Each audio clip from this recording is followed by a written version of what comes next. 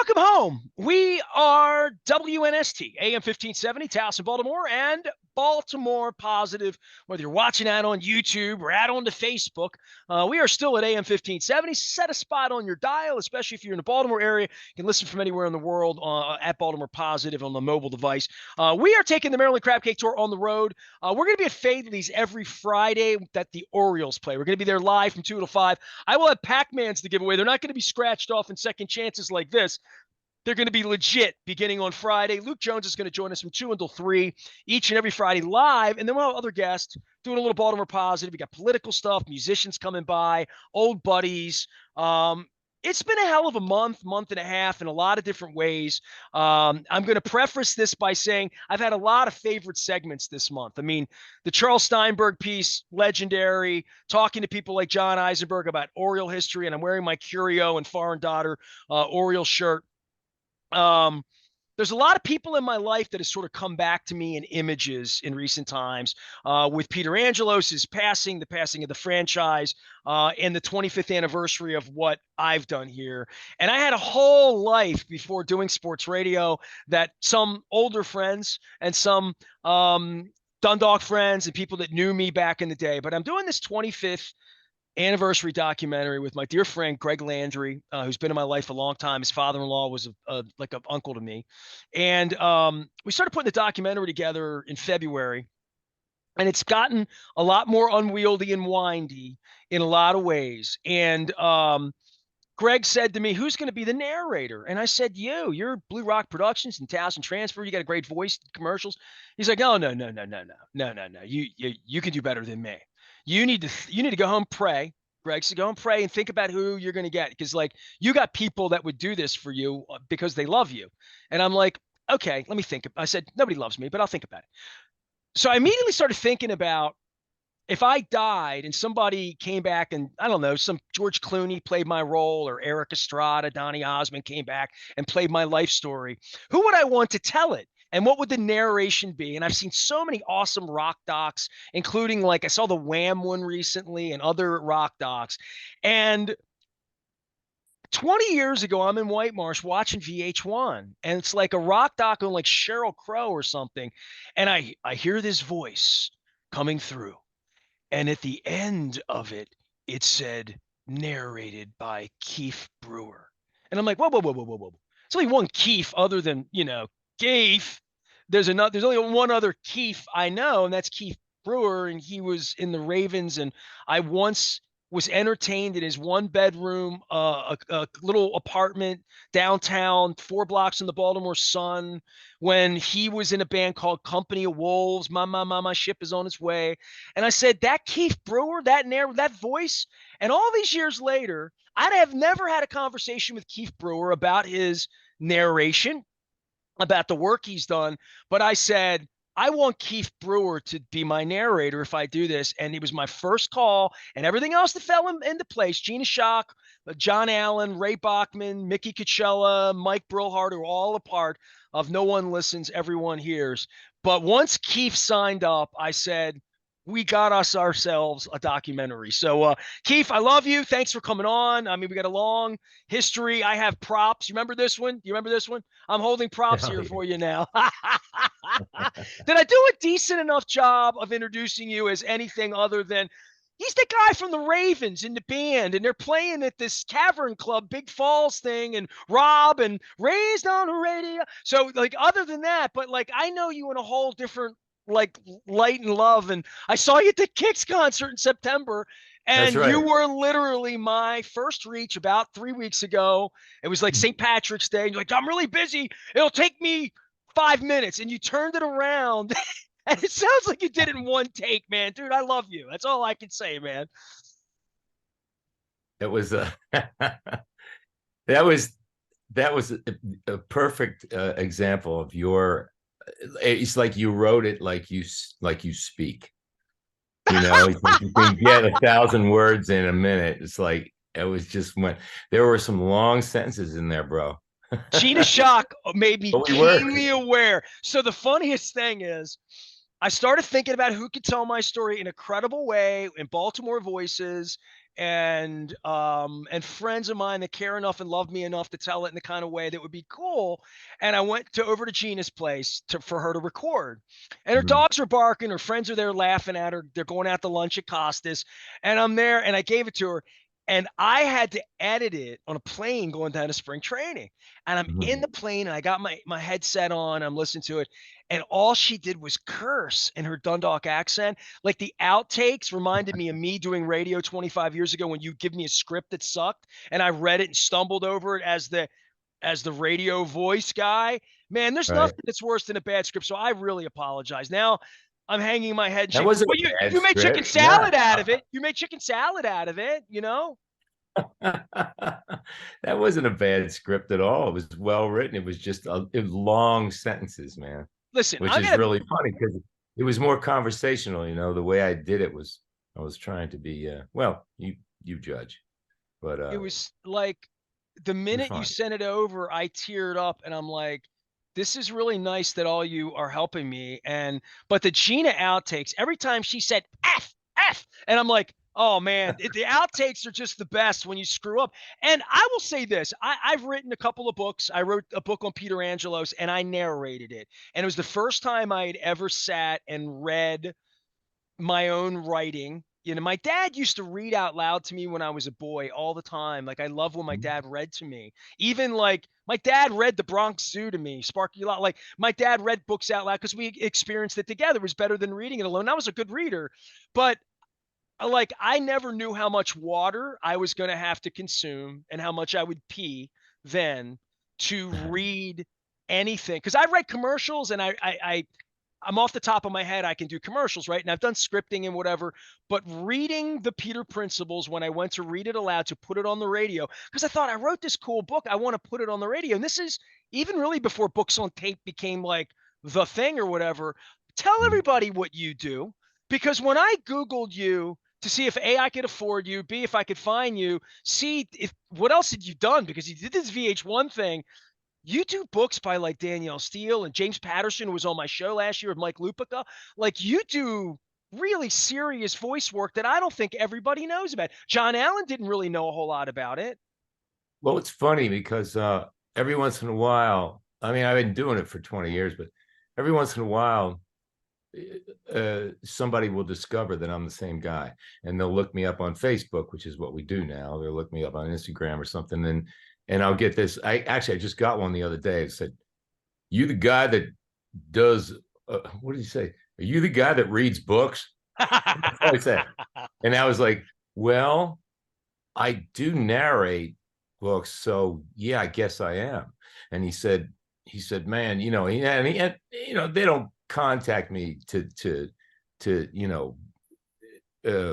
give me a lot of crap. They usually just contact me to say, hey, man, I really like," and it's the writing, it's the writing first. I mean, David Baldacci is like Sandy Brown. I love reading Sandy Brown's, and then I just have to bring that to life, as you know, just like your script. So I've done oh God, I don't know. You can look online. I've done about 40 over the years. And it started out doing like Danielle Steele 20 years ago, which was really funny because Danielle Steele is one of these people who just writes irritating romance. I'm sure you're not going to be watching this, Danielle, and I don't really care. But anyway, it was He's really hard good for at me. reading it, Danielle. Really, he's good Well, at reading it. Danielle, God bless her, man. She's made a whole career out of it. And of course, she's had TV movies and stuff for years and years. And they don't edit her anymore. It's in her contract. They do not edit her. So if it's written wrong or incorrect or just awkward, I had to read it to make it sound right, but I had to keep it word for word, verbatim, right? So that was a really good way to break into this There's a business. lot of editing in that. I mean, do they come back and have you? So you read a book or you read a Yeah. chapter. When I'm They doing it come in the back and they're like, booth, "We want you to say this with this yeah, dissonance or this," right? because well, you got a producer there. I mean, I used to do it in big studios in New York. Now I do it in my studio, and they sometimes send me a producer over Skype, or sometimes I'm just on my own and I just what is it, punch and roll, Yeah. but but But especially when we were in the studios in New York, those are completely anechoic. Like if your stomach growls, if you fart, if your neck makes noise, like your You digestive wouldn't want to system. wear a ring because you might hit something Oh, with it, right? exactly. I've Yeah. been asked, please take your rings off. Like I'm just doing this, and I don't think anybody can hear that. But so yeah, that's a little tedious, and yeah, they do edit a lot. But that's awesome to have an engineer that's that the publishing company says, well, you just read it. If you fuck up, if you screw Yeah. up, you'll just do it over. Just do it over. We're not going to stop. We're not going to stop. We're just going to keep rolling, and then they just go back and cut it up. Right on. That's so wonderful as compared to punch and roll at home. Yeah, You yeah, know, yeah. And I mean, and we all have GarageBand now and the ability to do this. And I think anybody who's a musician who sort of toiled away waiting for somebody else to do something else, that's how musicians became producers, right? I mean, right? literally, I need to get it done. I'm not gonna have it sit over there. And for me, I'm working with Greg Landry on this video documentary, and there's so many elements to it from a video photo part of it that I understand, even the writing part, but the writing of long sentences, and I heard it in your voice. So it is funny, like when I found out you were going to read for me, and when Mickey Coachella agreed to read for me, and John Allen and Gina, I started really writing it to hear it in their voice. And I don't know that I've ever done that in my life. It's almost like being a TV writer, like writing for a character and what you would say, and it just became a completely it's been fun for me. I've written books, I've done a lot of things. I've never done this, and certainly not where I'm the topic of the topicality, and also as Right. a catching up with my audience. I meet people every day that don't know I have a radio station. They see me on Facebook, they hear me here, they see me on YouTube, they know me from the neighborhood, they remember me from rock and roll, or like, I don't know how you think you know me. I think I know how I think I know you, which was Company Wolves was out. You had a publicist. I knew of the Ravyns, but it wasn't of that. It was a little before my time.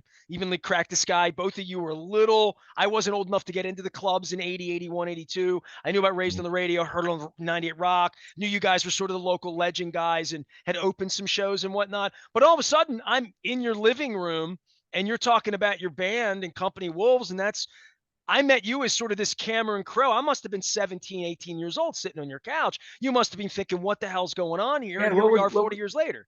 What was the situation? Was that Eager Street? I think it was. Yeah, yeah. You had a Was, Chase Street, maybe Mount it Vernon was, it area. was Yeah. Madison. Remember Madison? Madeline Scarpula that used It to was work at Madeline. 98. That was Madeline's apartment that she wasn't using anymore, and I needed a place to It was crash. Matt. It's exactly what it was. Madeline. I Yeah, love yeah. Madeline. And Yes. I stayed there Yes. for about a year. I loved that little apartment. It was awesome. We sat in there late one night. It was Yeah. midnight with a beer, and you were telling me about the band. I probably have it on tape. I probably have, because I probably rolled tape that night in Right. But a what were you tape player. doing there?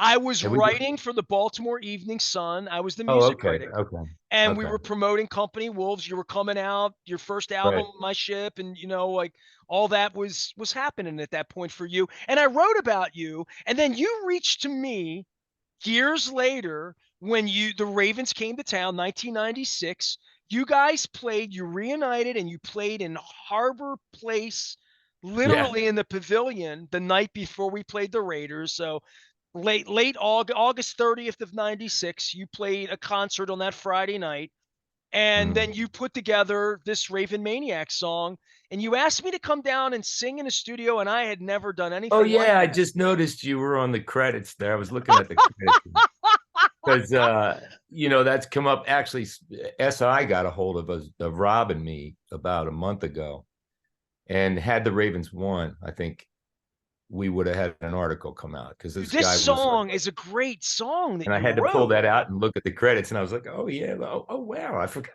I invited a lot of you. I have no, you reached to me. I guess you thought if I Yeah. sang on the song, I put you on the show and it would be good So well, you promotion. It had, was yeah, great. It was fun. yeah, I can yeah, actually hear my voice in the back. I mean, I literally, like, and when I listen to it, I hear, and I remembered it being so much fun it was. to just be called in. It was like a We Are the World session. It was like I came in, I put headsets on. You're like, sing it more, sing it louder, sing it different. I did. Well, And I hugged you and I left. It was awesome. that was the first time that the Ravyns had recorded in years. You know, like since then we've re-recorded some of our old stuff, but that we had all gone out doing our solo stuff. I think some of the guys were doing Never Never. Rob and I were doing our solo, and I wrote this song with Dave Woodworth, and you know, just as the Ravyns were coming to Baltimore, and I was like, oh, this is perfect timing. And so I asked all the original Ravyns, so it's all them. Like that's our first recording since the old days, which was kind of cool. It was cool for a lot of number of reasons. Well, And I the should mention recording that Amy studio was like Jones right shot by the that record. penitentiary, sort of like Madison, close to the Baltimore Sun, close to all that stuff. And I remember it was like a garage like thing. It was It awesome. was it was Oz Studios, and I think it was eventually bought up by a ball player. I can't remember whom, to Oh, do like rap and stuff. We did a bunch of records in there, and a couple great producers and great engineers. But yeah, it was right over there off of 83. yeah. Yeah. Keith Brewer is our guest. I am always a Raven maniac and a Ravyns maniac and a Rob Fahey maniac and a Company Wolves maniac. And I saw you at the Kicks goodbye show when you Yeah. were sitting literally in front of me and Ray Bachman. And Gene Parker loves me and got me really good tickets with the band tickets. And I didn't bother Steve, I didn't bother even John Allen who opened, and I didn't bother anybody, but I bothered Gene. And she sits me with all the rock stars. And Ray Bachman's next to me. His eyes are bald. He couldn't believe how great the seats were. He's so appreciative. He still hadn't paid me for the damn tickets, Ray. But he did read the documentary, so I think we might be flush. I probably owe you more than that, but nonetheless.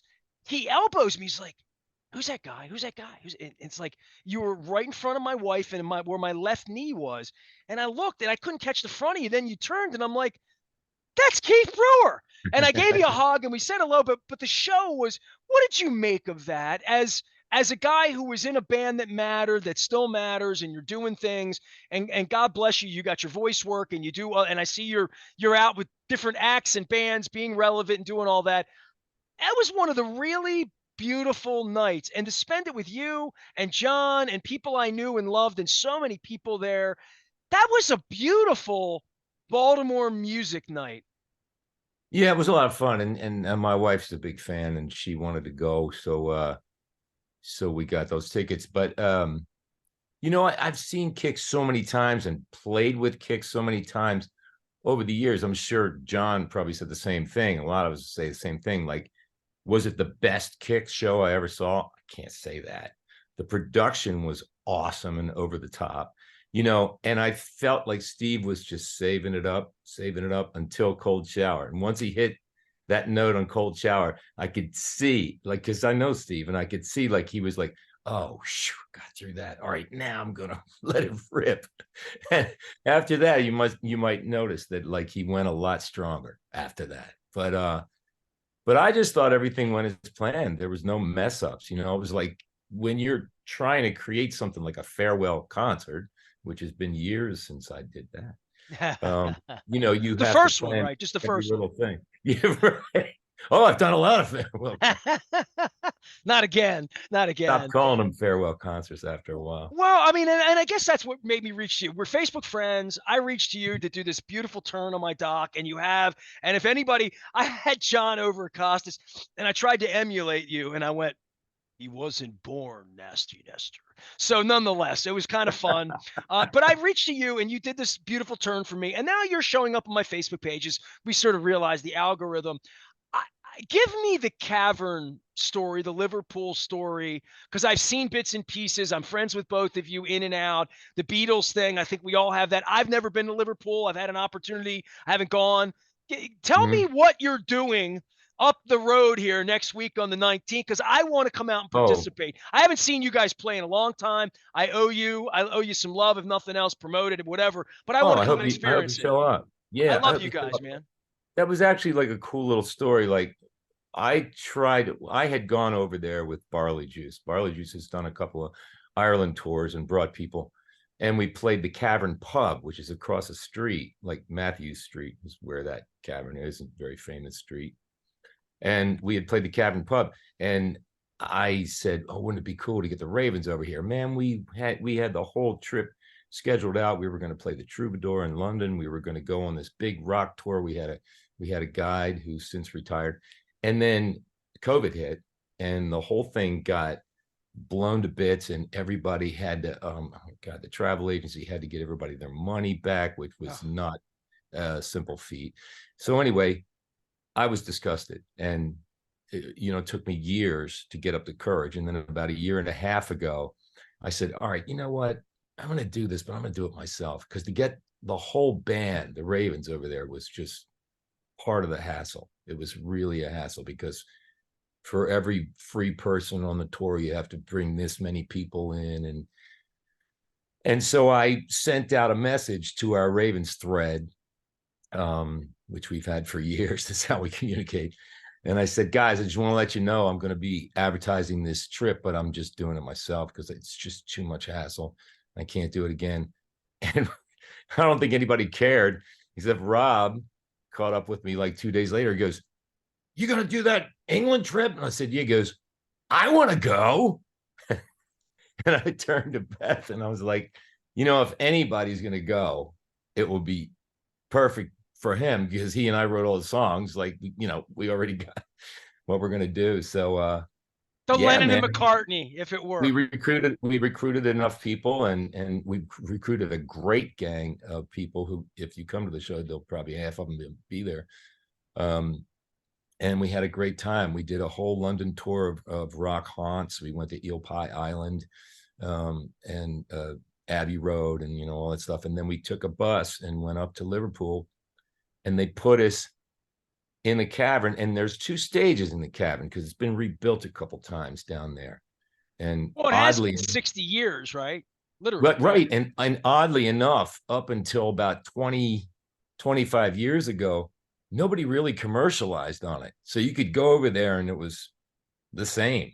Right. And then, so finally I walked in, there's a whole new back room, and I immediately just went, because the original stage is roped off, as you can see in the video, which is on YouTube. And I went to the back, not expecting to be able to play on the original stage. And then the owner came down and said, main stage. And I said to Rob, I said, we're playing on the Beatles stage. We're playing on the main stage. Nice. And he was, really? So it was, it was fast and furious. We did 4 songs, 2 songs by me, 2 songs by him. And, it was just, and everybody took pictures and videos, and it was just a great time, and everybody signed the wall. And, oh, nice. And then I got off the stage, just to end the story. I got off the stage, and there's these 2 old ladies sitting. I say old. All right, I'm 70. So, okay. So disclaimer. They're at least 71. These 2 ladies that are maybe a couple years older than me, sitting on the side at one of the little tables. And I went up and I came over and I said, hey, do you come here a lot? Are you from? Oh yeah, we're from Liverpool. Yeah, we were here when the Beatles were playing back then. I fancy George. And she just started talking. I was like, Jesus. You just go right into it. You just go right back in history. Well, next year I'm playing with Company of Wolves in Hamburg. So I'm thinking like, okay, let's go find out where the Star Club was. You're hitting some German spots. Nice. Yeah. Well, yeah. One day I'll make it to Berlin and trail the ghost of David Bowie. Keith Brewer is here. He will be there on our 25th documentary, 25th anniversary documentary. No One Listens, Everyone Hears. It's a story of my life. I get no respect, I tell you. Keith has put the band back together. So this show is the 19th. It's at Big Falls Inn, which is right over Gunpowder area. You can just Google Big Falls Inn or go to the Ravyns Facebook page. It is 6 to 10. It's on Philadelphia Road, right? It's White Marsh, basically, just right up the road. I've always seen they do pit beef and stuff there. I hear they have good food. I have literally never been there, so this is another great reason for me to go. It's near my place. So it is the 19th from 6 until 10. Hope to see your face in a place. So you'll be doing Beatles songs, or what are we doing? What? It's just Rob and myself. Like, we jammed on the bus over there. We jammed in the hotel rooms, and we jammed outside by the public toilets in London.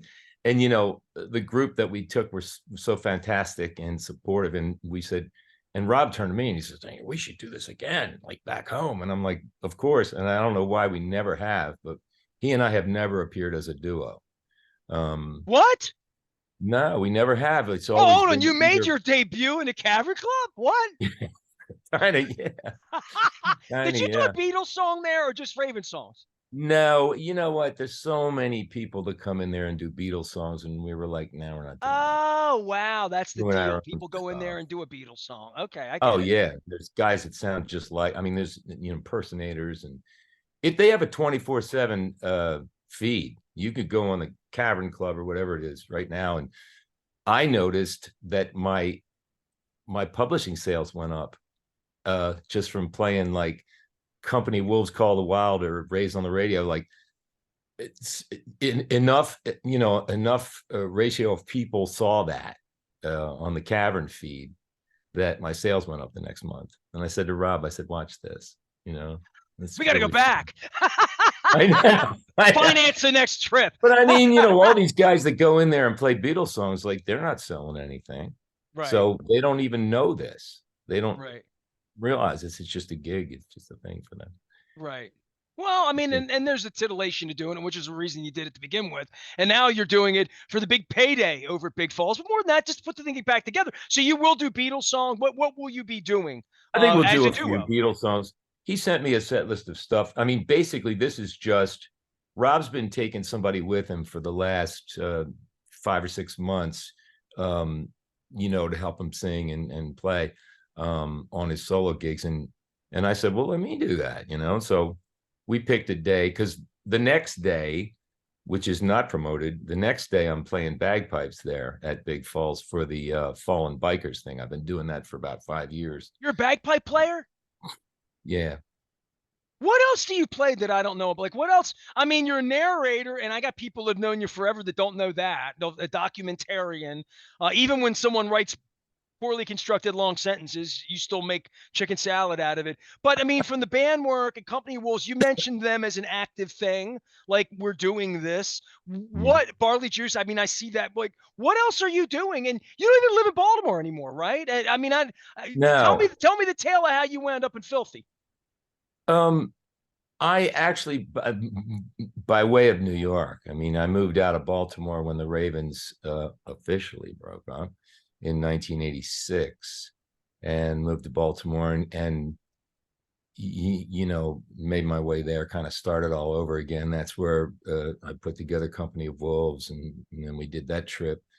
And when I met my previous wife, who we had, the one I had children with, she was working for the record label. She was working for Polygram Mercury, and we decided we didn't want to have kids in the city. And this was about 1992. So we moved back very, very briefly back down to Finksburg area, Westminster area. My father had a house there, and we sold that. And we moved here because she was from Pottstown. I was from Baltimore. I was in New York, still working in New York. So I was kind of like right in the middle here, didn't know anybody. And now I've been here for 30 years. Well, there's a So hell of a music scene in Philly too, right? Amongst people too, there's a, right? there's a great music in it. And some of them I remember, like the Hooter guys are still around. Some of them, Tommy you know, Conwell's a great buddy of mine still Tommy's this still year. around. Yeah. Yeah. And I go out and I see him once in a while. And they're like, yeah, yeah. Where See, you now been? that I know that, I come up to Philly and see Tommy. We're coming up in June. He's doing a festival over in Wayne. And Tommy Okay. does the show once or twice a year, very humbly, and I have to rope him. I'll do 5 minutes, and 30 minutes in, he's laughing and telling stories and bagging on the Sixers and the Eagles and whatnot. But Mhm. man, there is a support network. You mentioned you're a very young 70 at this point, but once you've been doing this a long time, your fan base, how you relate to them, what you're doing, keeping it interesting even for yourself. It sounds to me like you and Rob will be a really interesting night because I ain't never seen that before. I mean, I literally thought you must have done this over the course of time where the two of you do a little duet. I think he's a little surprised how much my promo person is blowing it up on social media. Because I mean, he promotes his gigs every week. And I haven't asked him this quite, like straight out, but I think he's probably like, oh shit, man, we better put some stuff together. We better be good. right? Because people are coming out like thinking it's a big deal. I mean, it is a big deal. It'll be fun as hell, but I don't want to get too serious about it because what we did over there was just on the off We're the not going top. to take it. Listen, as someone who loves you, has been a fan of both of you, and I've seen Rob a million times. I don't see you play as much. I stumble into Rob because, like, opening day, he's playing every year, so I Right, at least right. see him then. Usually, I didn't see him this year, but and he's always out, and I see him on Facebook and whatnot. We have a lot of mutual friends. He's been in the studio. He always offers to come out for the anniversary and this and that to play Raised on the Radio, which we played on the Mm-hmm. radio station here for years and years and years. But I it is a beautiful thing. I mentioned Tommy, you mentioned the Hooters, I mentioned John Allen, Stone Horses, we mentioned Kicks. Just Mitch Allen's name came up yesterday because John was around. Just how nice the community has been music wise. I talked about Gina Shock being involved in what I'm doing. She Mm-hmm. went out to LA 40 years ago. She's back here a whole lot now, right? And put a little band together that I helped her out a little bit with. It's just, it's a beautiful community all these years later. You talk about athletes sticking together, these people sticking together. I think, Baltimore, Maryland musicians and people, it's been a really nice fraternity. And I guess that's why my heart for that Kicks concert, after all they've been through and issues with health and different things, that, and we talked about Brian Jack. I mean, John and I got a little sappy, a little teary eyed about Brian, but just how nice it is that you guys get to play and we can come out and enjoy it. So I don't Yeah, take it for granted, and you guys don't have to take it too seriously. That's the beauty of it. yeah, yeah. I think it is what it is. You know, Is that all you're giving me? All right. See, you get up and you get up and you automatically know how to do something. My wife always asks me about this stuff because I'll hear stuff in music and I'll go, no, that goes now. See, I heard that when I was 3 and I thought it was, and my wife goes like, how do you like? She's seen me write songs in an afternoon and record them that night, and she goes, and I said, but yeah, but a carpenter gets up and looks at something and says knows exactly how that was put together. A mathematician knows exactly, and like it's like you just know what you know, and we've always known it. And I think that Baltimore musicians, as opposed to a number of other cities, New York is very serious. New York has a cream of the crop up there that I was lucky to play with on jingles and stuff like that. But they take it very seriously, and it takes a little element out of it when you're putting the money on top of the quality. And I think and that's what also the it's about. relationship too. That's Things why like we Hammerjacks and things like the Marble Bar and these places that are yeah. iconic to all of us. It's where people gathered, and you look up And and 30 years later, it's where your life and your friendships have taken you. yeah, and they're supportive of each other because many of them never came out and should have. Many of them never got any farther than Baltimore, or maybe for a stint, like myself. I've been out and in, out and and I think everybody supports that. Everybody appreciates each other. Yeah, absolutely. Keith Brewer's here from the Ravyns. I got my Raven Maniac of Barley Juice of the Big Falls next week, but not too much pressure. But go and see him. No Rob's pressure. out. No, no pressure. Hey, so the fact that I reached to you and you were literally the first voice I thought of somebody I knew who could it would sound the way I wanted it to sound. And listen, I have a lot of people on my timeline that do voice work.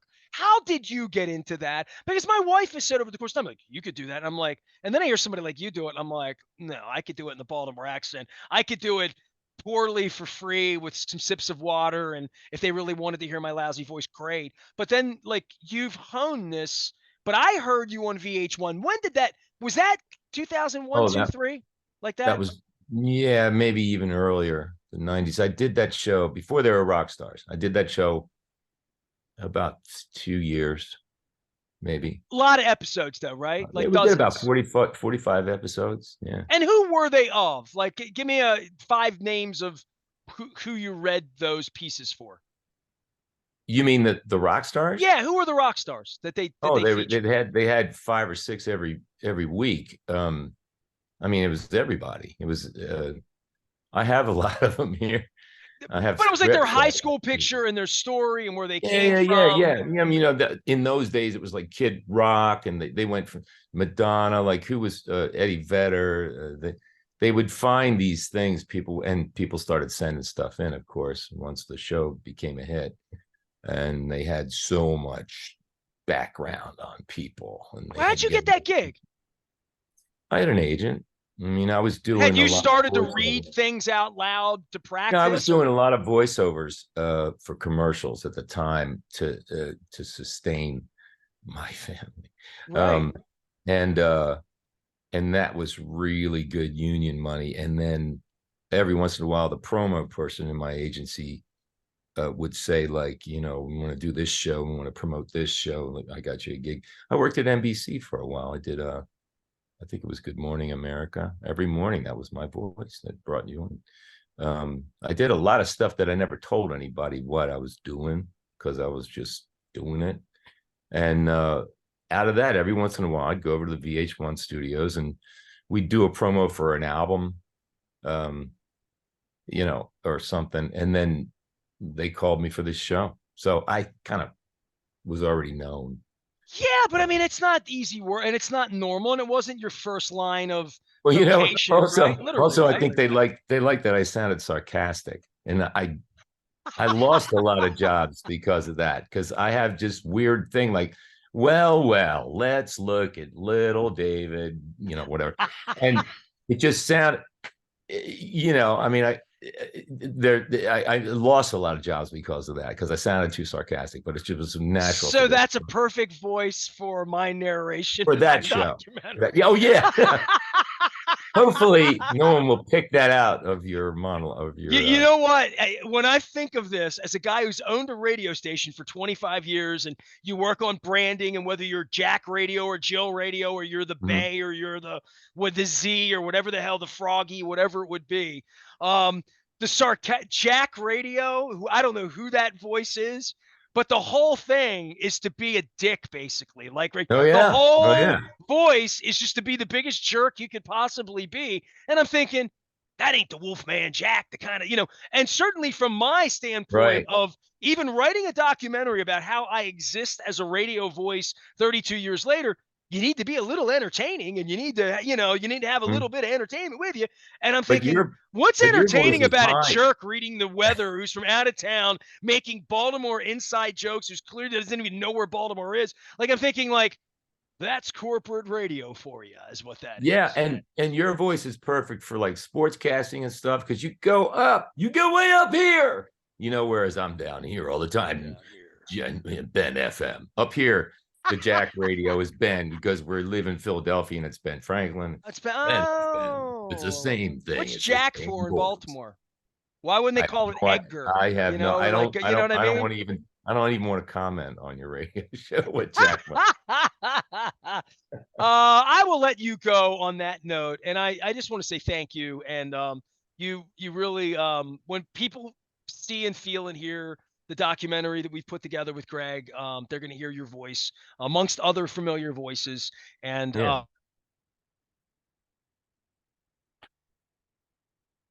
I but at just least you love. started and you ended.